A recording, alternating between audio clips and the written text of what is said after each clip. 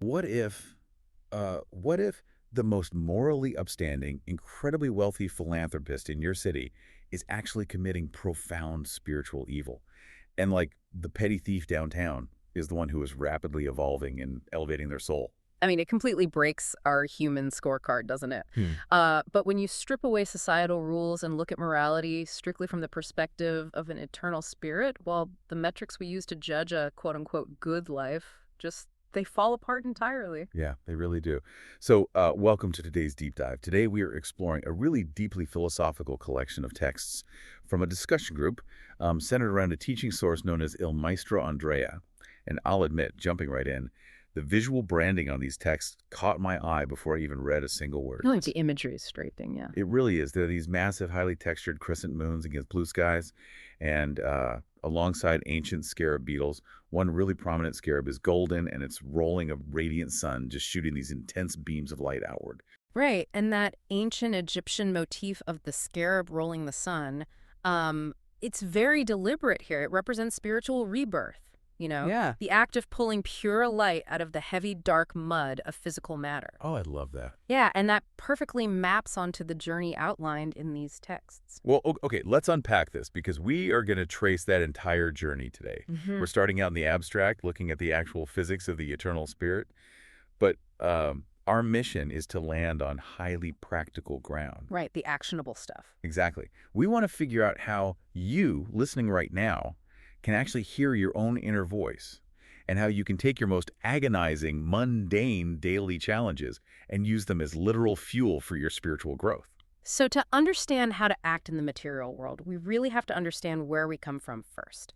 And the text begins by laying down a foundational rule for this entire framework, which is that God is completely undefinable by human limits. At least we always try to put boundaries around it. We do, yeah. We try to put a box around the concept of a creator using our language, but our language is built for a finite physical world. The source argues that if you can define God, well, you've inherently made God finite. Right, and if the creator has boundaries or like an expiration date, then our universe and our spirits would eventually run out of clock too. But this text insists the spirit is immortal, specifically because it's cut from that exact same infinite fabric. Yes. And I think a really helpful way to visualize the mechanism they're describing here is like a hologram. Okay. If you take a holographic plate and you shatter it, every single tiny shard still contains the entire three-dimensional image. And the text argues the spirit is like that shard. Oh, wow. So it's not just a piece, it's the whole picture. Exactly. It's created by God, and therefore it inherently shares that exact matrix of immortality. It isn't just a byproduct. It contains the actual essence of the infinite. Which, I mean, that sounds beautiful, right? Until you read the fine print about what that actually means for our current lives. Yeah. Because the text points out that the spirit naturally exists without a brain, without a nervous system, without biological needs. Right. No social problems? Yeah, none of it. It claims time is just a human construct we invented for measuring decay. And space is just like a geometric reference point we use to locate our physical bodies. Which means the spirit, in its natural state, exists completely unbothered by time, space, or biology. Wait, I have to stop and push back on this a little bit. Mister, go for it. Because if my true self is an eternal, limitless being floating in a state of absolute painless perfection, why on earth am I sitting in gridlock traffic with a migraine worrying about my mortgage? Right. It's the ultimate question. Like, why would any eternal being voluntarily downgraded into a stressed-out biological body? It literally feels like checking out of a five-star luxury resort where you have zero needs just to deliberately go run a freezing obstacle course in the mud. Well, what's fascinating here is how the source addresses that exact downgrade. It explains the hidden mechanism of earthly suffering. The spirit actually chooses to plunge into physical matter because it desires a highly specific type of self-awareness. Okay. And that awareness is completely impossible to achieve in a frictionless environment. But how does the friction of a human life create self-awareness? I mean, Yeah. I mostly just feel tired. Well, think about the concept of courage, for instance. You cannot comprehend courage, let alone embody it, if you exist in a realm where danger and death are literally impossible. Oh. Yeah, I guess that makes total sense. Right, you can't understand the profound weight of compassion unless you are exposed to vulnerability and pain. So the severe limitation of a human body, your mud course analogy, that provides the psychological and physical resistance required for the spirit to generate new evolutionary knowledge. Wow. The spirit willingly takes on the absolute confusion of matter just to build spiritual muscle. So if human life is basically just a temporary, really intense immersion program for gathering data, that drastically changes how we're supposed to view the end of the program, right? Death. It absolutely does. Yeah, I was really struck by a specific moment in the source material. A sister in the discussion group asks Il Maestro Andrea about her mother, who had recently passed away, and she clearly wants to know the actual mechanics of what happens after that last earthly breath. And the answer she receives, I mean, it fundamentally dismantles our whole cultural terror surrounding death. The text insists that death as a termination point is a complete illusion. Just an illusion. Yeah, it is merely a separation. The spirit is simply unhooking from that heavy biological machinery and returning to its homeland. It regains its original properties. But the text also warns her not to project human emotions onto her mother's new state. It explicitly says we shouldn't use words like happy, sad, beautiful, or ugly when thinking about the afterlife. Right, because those adjectives describe physiological and psychological states. You feel human, quote-unquote, happiness because of serotonin and dopamine interacting with your brain. Right, it's just chemicals. Exactly. The spirit doesn't have a nervous system, so its state of being operates on a completely different non-biological metric. Which is wild, because here's where it gets really interesting for me. This completely ruins the concept of rest and peace, which we literally carve into every single tombstone. It really does. We think of peace as lounging on a beach somewhere, having zero stress, just taking an eternal nap. But the text calls that a lazy human fantasy. Well, yeah, because it's a fantasy born from biological exhaustion. We're so tired all the time. But a spirit doesn't get tired, therefore the whole concept of resting is basically meaningless to it. Spiritual peace, as defined by this philosophy, is deeply active. So wait, how do you achieve it if not by resting? It is the profound satisfaction of having successfully completed the evolutionary task you descended into matter to perform. It's the state of a spirit that has genuinely enriched its knowledge and elevated its intrinsic value. Oh, okay. So that sounds less like taking a nap and more like the feeling you get after you finally solve a massive, complex puzzle that took you months of agonizing work. That is a much, much closer parallel. It is the peace of fulfillment, not the peace of idleness. Okay, so if the goal of coming to Earth is to actively evolve and gather knowledge to achieve that fulfillment, how are we supposed to measure if we are actually doing it while we're down here? Yeah. Because we usually just rely on human laws and morals to tell us if we're succeeding or failing, right? We do. And the text draws a massive, impenetrable wall between human law and divine law.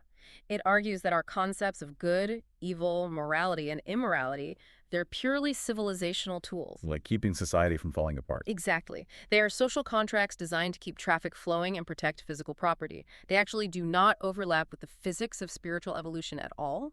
Okay, let's bring in the example from the very beginning of our deep dive, because this is where the text gets incredibly provocative. It talks about a thief whose normal baseline is stealing 1,000 dinars a day. Right. 1,000 dinars. Yeah, that's just his inherent level of development.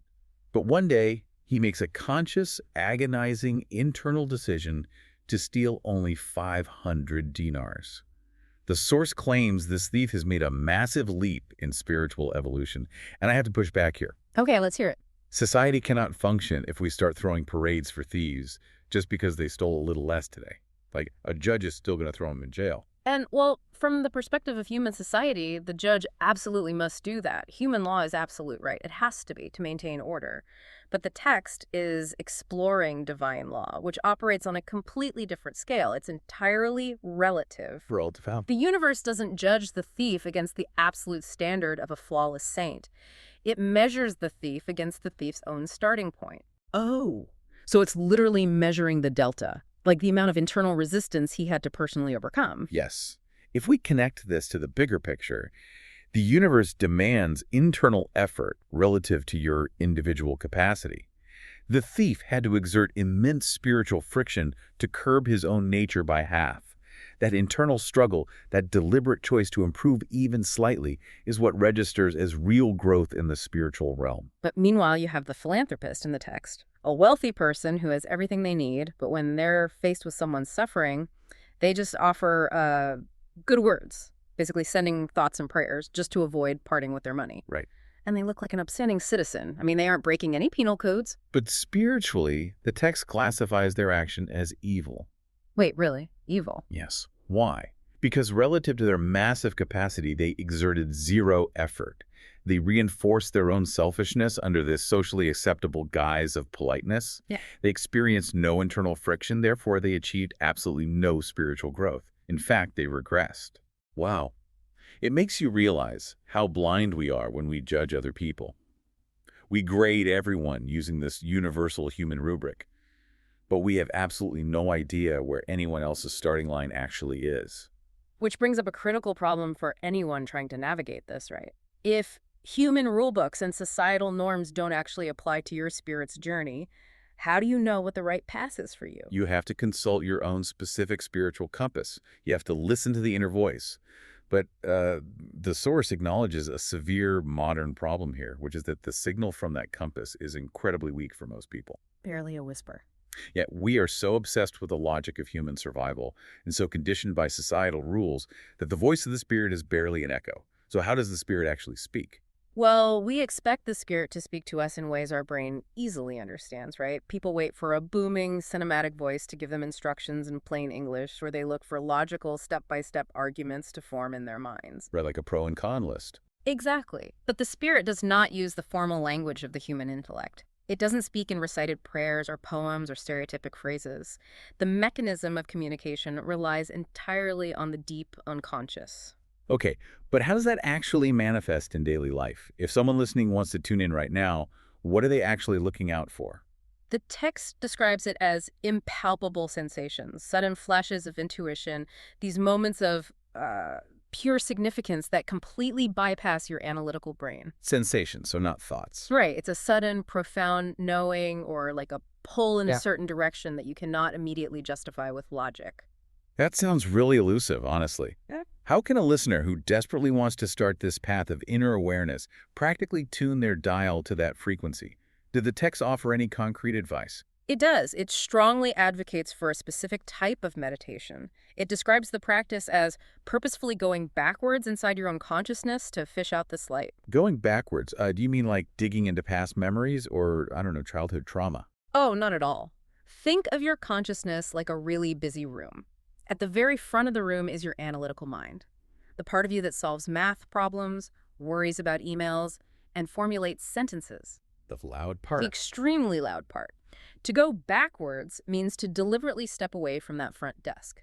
You must detach from the part of your brain that demands logical answers and create a void. Like turning off the blaring radio of your rational brain so you can finally hear the subtle, quiet hum of the car's engine beneath you. That's a perfect analogy. In practical terms, when you face a moment of uncertainty or a tough decision, instead of immediately engaging your intellect to analyze the situation, you pause. You sit in the quiet. You just wait. You wait for the sensation. The feeling of the spirit is often closer to the resonance you feel when listening to a profound piece of music than it is to solving an equation. It's a vibration of truth that you feel before you can explain it. Okay, let's put this to the test in the real world. So what does this all mean for tomorrow morning? Say I practice this meditation. I'm trying to step back from my analytical brain, waiting for these flashes of intuition. But tomorrow I still have to pay my mortgage, deal with an angry client, and figure out why my car won't start. Right. The real world. Exactly. Mm. How do I bridge the gap between this ethereal spiritual compass and the agonizingly mundane material world? The source is actually fiercely pragmatic about this. It states explicitly that the spirit did not descend to earth to sit on a mountaintop and waste time avoiding the world.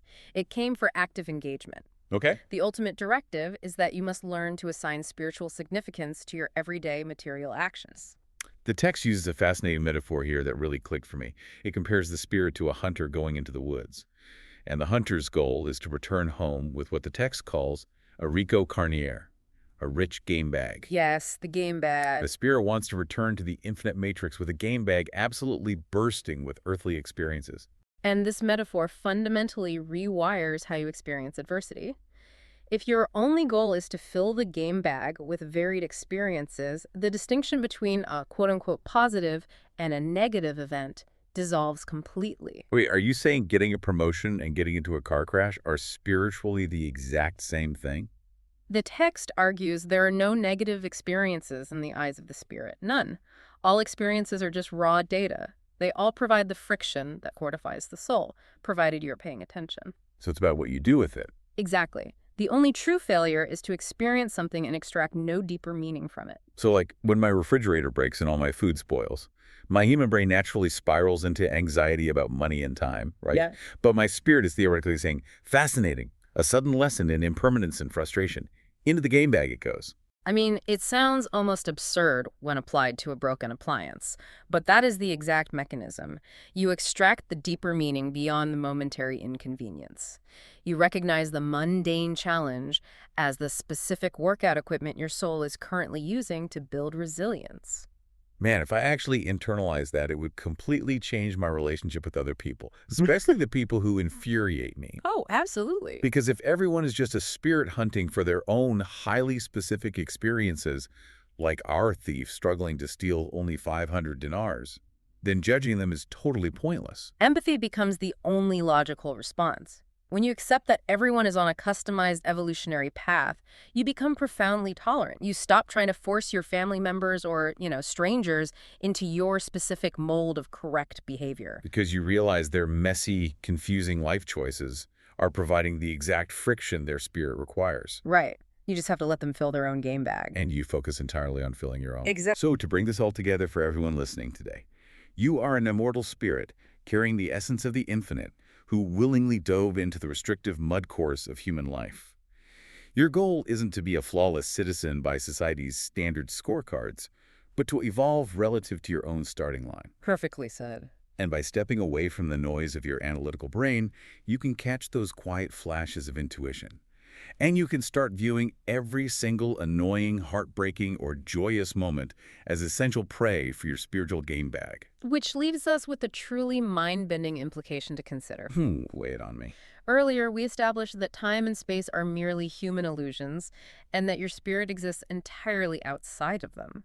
If the spirit is truly untethered from chronological time, does that mean your spirit isn't just learning from this current life, but is actually experiencing all of its past, present, and future earthly lifetimes simultaneously right now? Oh, wow.